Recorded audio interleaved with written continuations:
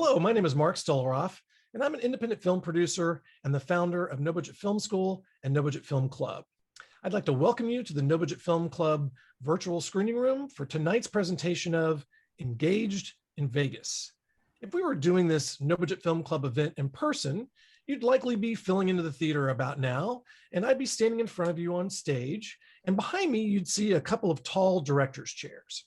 I would then bring up the director of tonight's movie to talk a little bit about the film before we saw it, to set the stage for what you're about to see.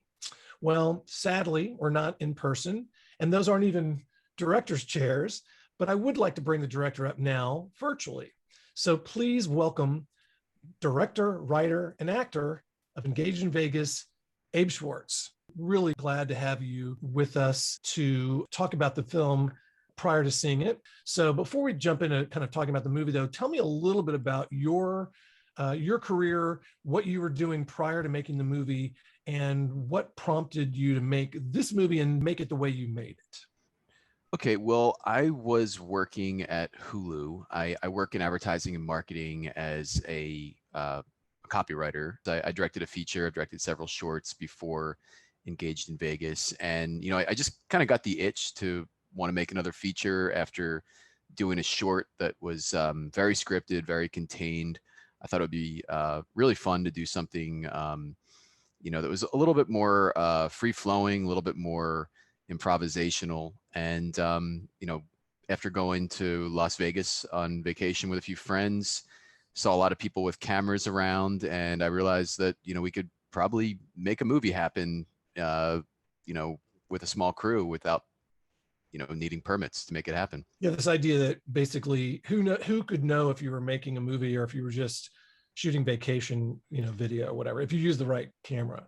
Yeah, pretty much. So you came up with this idea, and then obviously you have a partner in this, your co-star, who's also, I guess, a producer on the film, Jennifer. Talk a little bit about how you brought her in, when you brought her in, and how much y'all worked on the concept together. I really wanted to work with Jennifer Daly on something. I've always thought that she was just really funny in real life and a super talented performer on screen. Most of what I'd seen her in before was a little bit darker, more dramatic, or smaller roles in which I thought that she really shined comedically. So, I thought it'd be cool to build something around, a character that would be, like an exaggerated version of her.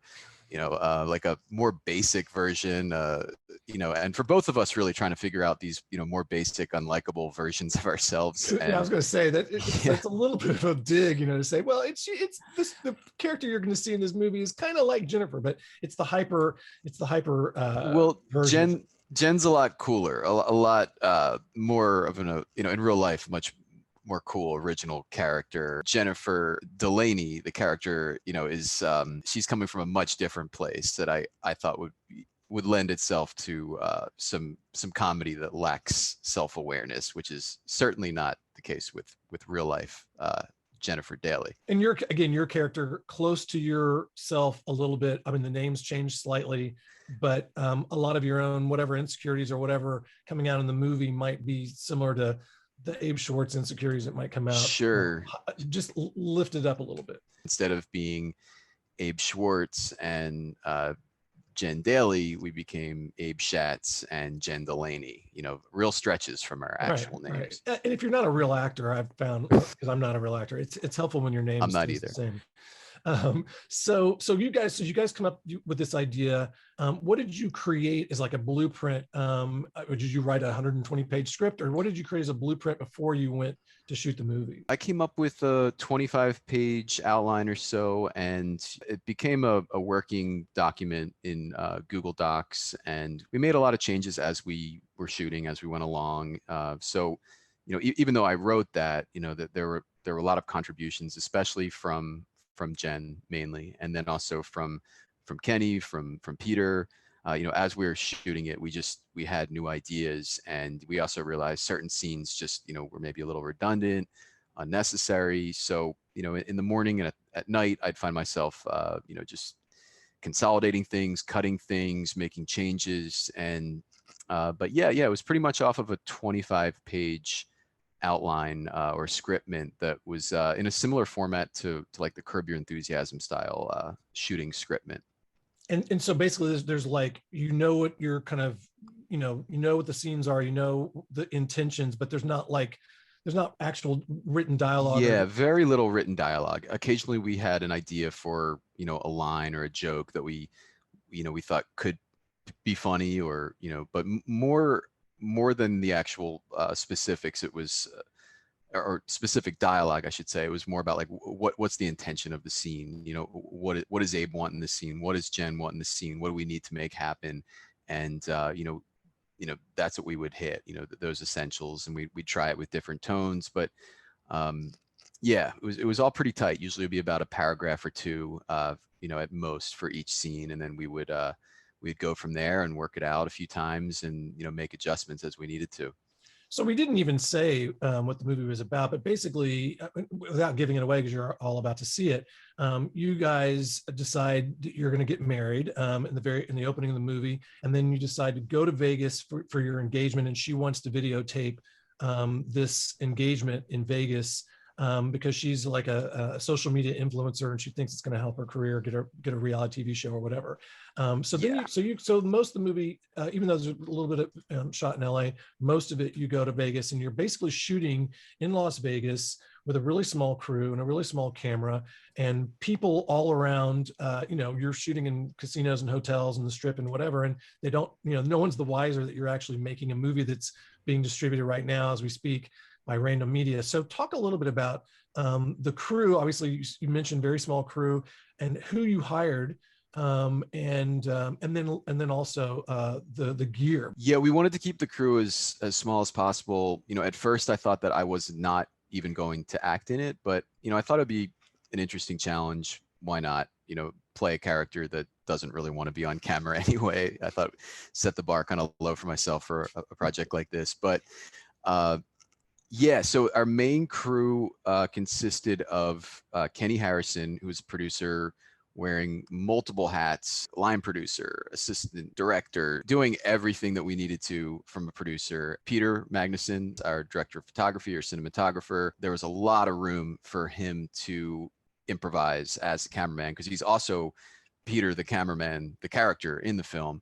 And Joyce Wu also contributed a lot, helping Kenny or Peter with anything else production related. We also had a sound guy, TJ Yoshizaki. He had us in lavalier mics most of the time, so we didn't really seem like we were obviously recording sound, especially while we were out in public. I'm always surprised at how good the movie looks without without having any of that control.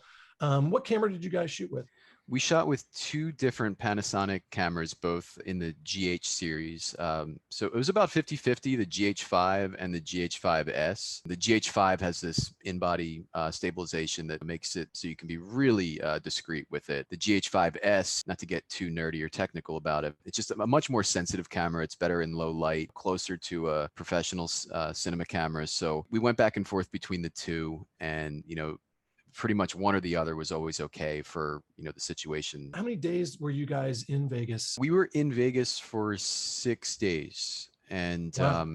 So it was pretty quick shoot, and then we shot around LA for about a day and a half. And so this movie cost $6 million, right? Is that correct? It's 9 million actually. 9 million. Yeah, Jen was her salary added on a few million there. And Peter, he's that kind of a guy. Obviously, the movie didn't cost millions of dollars. How did you raise a lot of money before you made it? Did you raise any money before you made it? I mean, it didn't cost a lot of money. No. But how did that work, the financing? So it was pretty much just what I had access to. I think there's that book called like Indie Cinema at Used Car Prices. So it was pretty close to used car price, and not like a used Lamborghini for sure. So, just what I had access to without having to raise funds. The main expenses were paying for the hotel rooms and the food along the way. And a lot of buffets. Not so much buffets, though. That would have been fun, but a lot of poke, a lot of salad, a lot of just quick stuff that wouldn't be leaving us sluggish. We don't want to give away too much, because we're going to see the movie, and then we're going to come back and talk about it in a bigger way for our event, and we'll talk more about some of these things we just covered. We'll talk about exactly what the film costs if you're open to telling us all, which kind of the Sure. deal here. But I wanted, before we jump in and we'll watch the movie, is there anything kind of fun or funny that we could maybe be looking out for as we're watching the film that might be kind of fun? We did get kicked out of a couple places. We straight up got the Uncle Phil to Jazz tossed out treatment at the Cosmo. They saw our sound pack and they thought it might have been some kind of explosive. So, that I had to, negotiate our way out of that being more than it was. But we just, we're told to get out and not come back. At the Venetian, when we're on the gondola, we had to be very crafty to get that shot, which is, one of my favorite shots in the movie, where our characters are actually on the gondola with Peter the cameraman, but we had to make sure not to show the gondola drivers since they're in a whole union.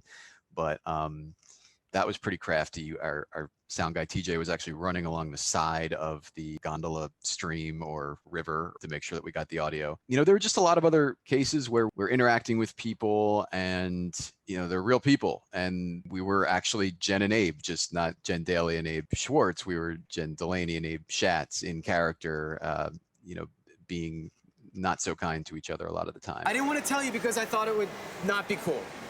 Would you rather me have told you? Piece of shit. So it's real Vegas, real people, right before the pandemic. Yes, I agree. She's great. And, us in character, even though our names are the same. And just gutsy. I mean, just like having to dress up like a mime and do that kind of stuff.